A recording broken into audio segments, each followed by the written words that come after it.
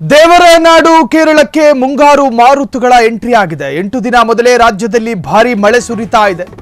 ಇನ್ನೊಂದು ವಾರದಲ್ಲಿ ಕರ್ನಾಟಕಕ್ಕೂ ಕೂಡ ಆಗಮನವಾಗುತ್ತೆ. ಸಮುದ್ರ ಕಿನಾರೆ ಕೇರಳ ರಾಜ್ಯದಲ್ಲಿ ಮಾರುತ ಎಂಟ್ರಿ ಆಗಿದೆ. ಇನ್ನೊಂದು ವಾರದಲ್ಲಿ ಕರ್ನಾಟಕಕ್ಕೆ ಆಗಮಿಸುತ್ತೆ ಆ ಒಂದು ಮಾರುತ.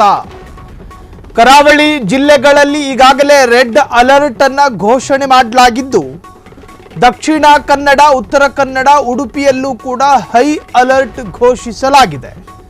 ವಿರಾಜಪೇಟೆಯಲ್ಲೂ ಕೂಡ ಮಳೆಯ ಆರ್ಭಟ, ಮೇಘಸ್ಫೋಟದ ಭಯ ಕಾಡ್ತಾ ಇದೆ. ಭಾಗಮಂಡಲ ತ್ರಿವೇಣಿ ಸಂಗಮದಲ್ಲೂ ವರುಣಾರ್ಭಟ ಮುಗಿಲು ಮುಟ್ಟಿದೆ. ಕೇರಳಕ್ಕೆ ಈಗಾಗಲೇ ಚಂಡಮಾರುತದ ತರಹದ ಮಾರುತಗಳು ಅಪ್ಪಳಿಸ್ತಾ ಇದೆ. ಒಂದು ಕೇರಳ ಸಮುದ್ರ ಕಿನಾರೆಯ ರಾಜ್ಯ.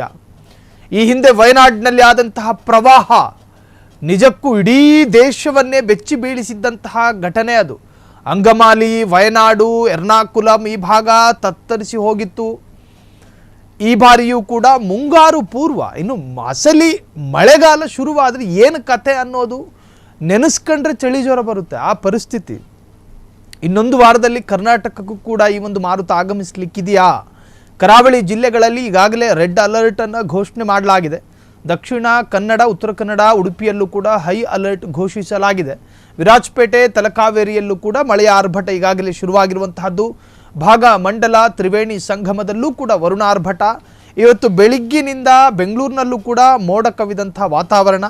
ರಾತ್ರಿ ಭಾರೀ ಮಳೆ ಸುರಿಯುವಂತಹ ಸಾಧ್ಯತೆಗಳಿದೆ. ಹಾಗಾಗಿ ಒಂದು ಕಡೆ ಕೇರಳದಾದ್ಯಂತ ಎಡೆಬಿಡದೆ ಮಳೆ ಸುರಿತಾ ಇದೆ. ಅಲ್ಲಿನ ದೃಶ್ಯಗಳನ್ನು ನೀವೀಗ ಗಮನಿಸ್ತಾ ಇದ್ದೀರಿ. ಸೊ ಕೇರಳದಲ್ಲಿ ಭಾರಿ ಮಳೆ ಆಗ್ತಾ ಇದೆ. ಚಂಡಮಾರುತದ ಸುಳಿವು ಕೂಡ ನೀಡ್ತಾ ಇದೆ ಕೇರಳದಲ್ಲಿ.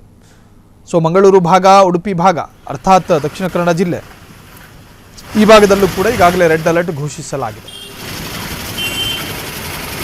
ಮೇಲ್ಗಡೆ ಮಾತ್ರ ಕಟ್ಟೆ ಬಾಕಿ ಉಂಟು. ಬಾಕಿ ಎಲ್ಲ ಆಲ್ರೆಡಿ ಮುಳುಗಡೆ ಆಗಿದೆ. ಇದು ಜಾಸ್ತಿ ಮಳೆ ಬರ್ತಾ ಇರೋದ್ರಿಂದ ನೀರು ಜಾಸ್ತಿ ಆಗೋ ಚಾನ್ಸಸ್ ಇದೆ.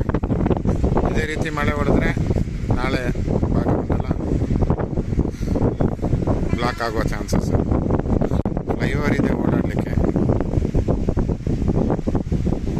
ಭಾಗಮಂಡಲ ತ್ರಿವೇಣಿ ಸಂಗಮ, ಬಸವನಕಲ್ಲು ನೋಡಿ ಕಟ್ಟೆ ಮೇಲೆ. ಕ್ಷಣ ಕ್ಷಣದ ಸುದ್ದಿಗಳಿಗಾಗಿ ಫ್ರೀಡಂ ಟಿವಿ ಸಬ್ಸ್ಕ್ರೈಬ್ ಮಾಡಿ, ಲೈಕ್ ಮಾಡಿ ಹಾಗೂ ಫಾಲೋ ಮಾಡಿ. ಹೊಸ ಸುದ್ದಿಗಳ ನೋಟಿಫಿಕೇಶನ್ಗಾಗಿ ಬೆಲ್ ಐಕಾನ್ ಮೇಲೆ ಕ್ಲಿಕ್ ಮಾಡಿ.